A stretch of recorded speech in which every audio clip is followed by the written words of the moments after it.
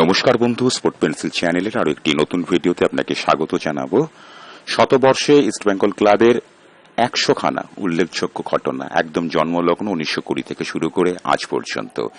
ইতিমধ্যে 1920 থেকে 1940 সাল অবধি নানা ঘটনা তুলে ধরা হয়েছে আপনাদের সামনে। আজকে 41 সাল থেকে 45 সাল, এই 5টা বছর ইস্টবেঙ্গল ক্লাবের ইতিহাসে অত্যন্ত উল্লেখযোগ্য বছর।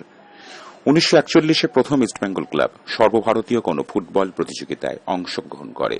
সেই প্রতিযোগিতার নাম ছিল রোভার্স কাপ, যেটা আজকের মুম্বাই, তৎকালীন বোম্বাইতে অনুষ্ঠিত হতো।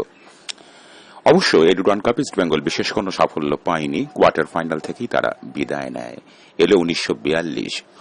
এর আগে 32 সালে কলকাতা লিগে ফিরে আসার পর, প্রথম ডিভিশনে আসার পর পাঁচবার ইস্টবেঙ্গল লিগ রানার্স হয়েছিল, চ্যাম্পিয়ন হতে পারেনি একবারও।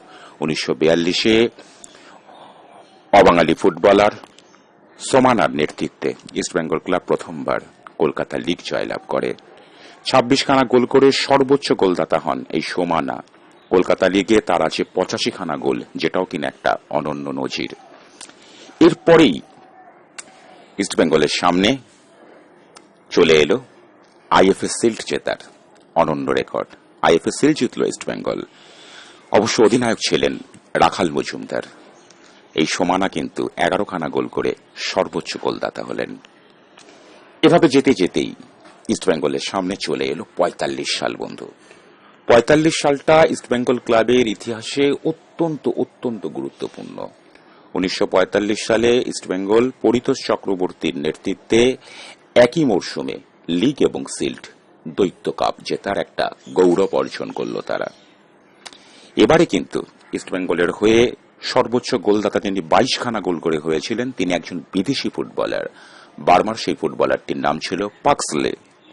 এই পাক্সলে কিন্তু বলতে গেলে ভারতীয় ফুটবলে প্রথম বিদেশি ফুটবলার, যিনি লাল হলুদ জার্সি গায়ে এদেশে খেলা শুরু করেন। এখানেই শেষ নয় বন্ধু, পাক্সলে তার গোলের বন্যা প্রায় ছুটিয়ে দেন।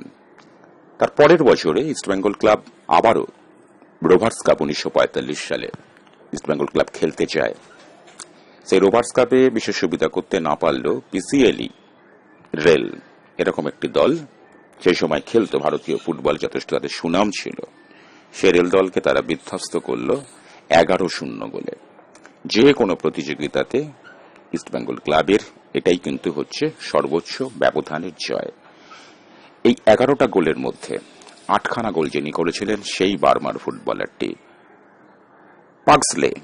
পাক্সলে একা 8টি গোল করলেন একটি ম্যাচে, এবং একটি ম্যাচে ইস্টবেঙ্গল ক্লাবের জার্সি গায়ে 8খানা গোল করার অনন্য নজির এই বিদেশি ফুটবলারটিরও আছে। এমনকি ভারতীয় ফুটবলে একটা ম্যাচে 8খানা গোল করার কৃতিত্ব আর কার আছে কিনা আমার ঠিক এ বিষয়ে জানা নেই, পরিসংখ্যানবিদরা বলতে পারবেন। আমি অন্তত আমার মতন করে পরিসংখ্যান ঘেটে একটি ম্যাচে 8 গোল করছেন কোন একজন ফুটবলার ভারতীয় ফুটবলে, এটা একটা বিরলতম দৃষ্টান্তই বলা চলে।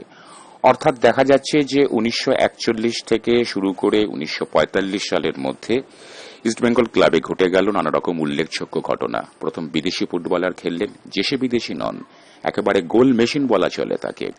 তার আগে সোমানা, তার নেতৃত্বে ইস্টবেঙ্গল ক্লাবের প্রথম লিগ জয়, এবং সোমানা কিন্তু প্রথম লাল হলুদ জার্সি গায়ে ফুটবলার যিনি ইস্টবেঙ্গলের হয়ে গোলে সেঞ্চুরি করেন।